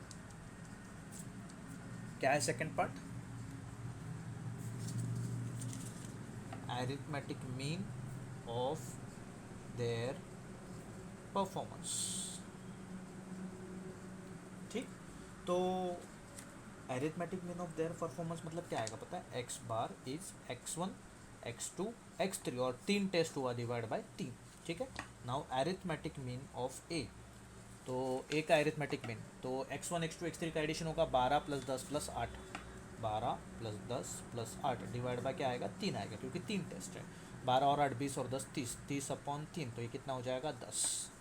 अरिथमेटिक मीन ऑफ बी कितना होगा इसका, 11 10 11, 11 10 11 डिवाइड बाय 3, तो ये हो जाएगा 22 और 10 32 अपॉन 3, 3 1 ज़ा 3 10, तो ये हो जाएगा तो 32 अपॉन 3 ना 11, तो ये 20 तो 6, 10.6666 हो जाएगा। ठीक है, now arithmetic mean of C, तो क्या है arithmetic mean of C, 13 12 5, 13 12 5 upon 3, तो 13 और 12 25 और 5 30 अपॉन 3, तो कितना आएगा ये 10 आएगा। ठीक है, अभी आपके पास आ गया तीनों कैंडिडेट्स का arithmetic mean.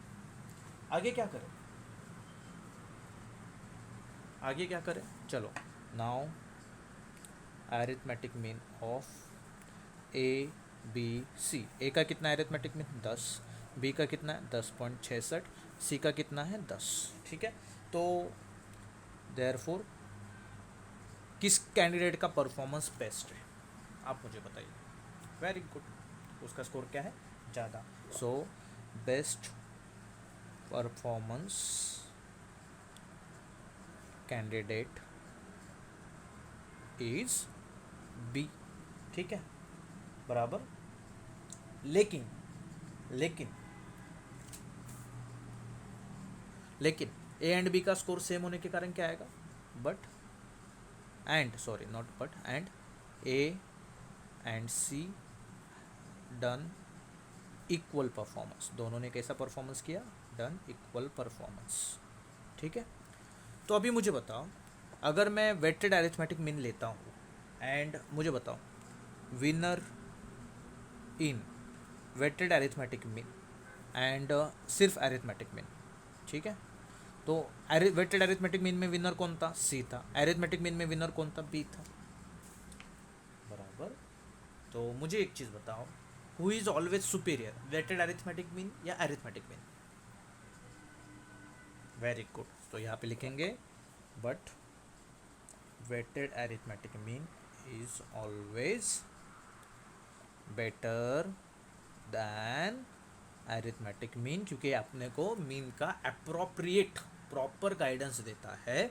Therefore candidate C is final selection. आप मीन निकालो या अरिथमेटिक वेटेड अरिथमेटिक मीन निकालो, प्रेफरेंस हमेशा वेटेड अरिथमेटिक मीन को ही देंगे। और वेटेड अरिथमेटिक मीन के अकॉर्डिंग हमने किसको सिलेक्ट किया, सी को सिलेक्ट किया। अंडरस्टूड? समझा तो यस, नहीं समझा तो नो। इसी के साथ मीन रिलेटेड जितना भी कंसेप्ट था सब हो जाता है ख़त्म, सब हो जाता है ख़त्म। ठीक, एग्जैक्टली 2 बजे मीन पूरा हो गया अपना। ठीक, अभी देखते हैं आधे घंटे में क्या क्या कवर अप कर पाएंगे। चलो, तो let's start with the next concept, the next mean that is called as a mode. ठीक, अभी हम क्या पढ़ने वाले हैं, मोड। मैंने बोला था स्टार्टिंग में कि सबसे पहले हम क्या पढ़ेंगे, हमें ये पढ़ना है। अरिथमेटिक मीन हमने पढ़ लिया, वेटेड अरिथमेटिक मीन पढ़ा और कंबाइन मीन पढ़ा। अभी मोड, मीडियन एंड क्वार्टाइल्स, ये 3 चीज़ें बाकी है। ठीक है, तो mode, what do you mean by the mode? Mode मतलब क्या होता है? तो मोड मतलब कुछ नहीं रे, बहुत सिंपल है। Maximum repeated value, maximum repeated value, ठीक है, या फिर frequently awkward value, frequent occurrence value, जिसका वैल्यू बार बार, जो बार बार दिखती है उसको हम क्या कहते हैं, मोड कहते हैं। ठीक है, अगर मैं आपको डेटा देता हूँ, क्वेश्चन देता हूँ, ठीक है, क्वेश्चन फाइंड मोड ऑफ, और डेटा है 5, 6, 3, 2, 9, 12, 15, 12, 7, 12। तो सबसे पहले क्या करेंगे पता है, first stage, arrange in ascending order, arrange in ascending order. Shivam only 2 seconds, arrange in ascending order। तो इसको ascending order में लगाएंगे तो कैसे आएगा, 2, 3, 5, 6, ठीक है, 2, 3, 5, 6, फिर आएगा 7, फिर आएगा 9, फिर 12, कितने बार, 1, 2, 3 और लास्ट में क्या आएगा, 15। ठीक, तो आप मुझे बताओ, who is repeated continuously or who is repeated more times, who is repeated more times, 12। तो दैट्स वाई मोड क्या हो जाएगा इसका, 12। खत्म। क्यों, मोड बार बार रिपीट हुआ है, मोड क्या है, बार बार रिपीट हो चुका है। ठीक है, तो कभी कभी ऐसा भी हो सकता है ना कि कोई मोड का वैल्यू 3 बार रिपीट हुआ है तो दूसरे में भी 3 बार आ सकता है ना। जैसे कि मैं अगर एक एग्जांपल दूँ, 1 2 3, 1 2 3, ठीक है, 2, देन 3 एंड 4। ठीक है, अगर मैं इनको असेंडिंग में लगाऊँ, 1 1 2 2 2 3 3 3 एंड 4, कौन कितनी बार रिपीट हुआ है, मोड क्या आएगा, 2 भी आएगा एंड 3 भी आएगा, क्योंकि दोनों 3 बार रिपीट हुआ है। जब आपका एक ही मोड आता है, ठीक है, तो उसको बोलते हैं यूनी मॉडल, उसको क्या बोलेंगे, यूनी मॉडल। और दो बार आता है तो इसको हम कहेंगे बाय मॉडल कहो या फिर मल्टी मॉडल कहो, मीनिंग सेम, एक से ज़्यादा वैल्यू। ठीक है, एक वैल्यू आया तो यूनी मॉडल और एक से ज़्यादा वैल्यू आया तो मल्टी मॉडल। अंडरस्टूड? सिंपल सी बात है। तो जितने बार डेटा रिपीट होता है, जो सबसे ज़्यादा रिपीटेड, उसको हम क्या कहते हैं, मोड। क्या कहते हैं, मोड। ठीक, क्या रिपीट करो बेटा, नहीं सुना, ओके। जो भी डेटा का एक अगर वैल्यू आता है, एक मोड आता है, ठीक है, तो उसको हम यूनि मॉडल कहते हैं। अगर एक से ज़्यादा वैल्यू आता है, अभी फिलहाल दो है तो मैंने बाय मॉडल लिखा, तीन आया तो ट्राई मॉडल, लेकिन हम यूनिवर्सली एक से ज़्यादा वैल्यू आता है मोड का तो उसको हम मल्टी मॉडल कहते हैं। क्यों? क्योंकि देखो ये डेटा में दो भी तीन बार रिपीट हुआ, तीन भी तीन बार रिपीट हुआ, तो ये दोनों आंसर्स है अपने मोड के। हम ये नहीं बोल सकते कि सिर्फ दो आंसर या सिर्फ तीन है, दोनों भी आंसर है, तो इसको हम कहेंगे मल्टी मॉडल।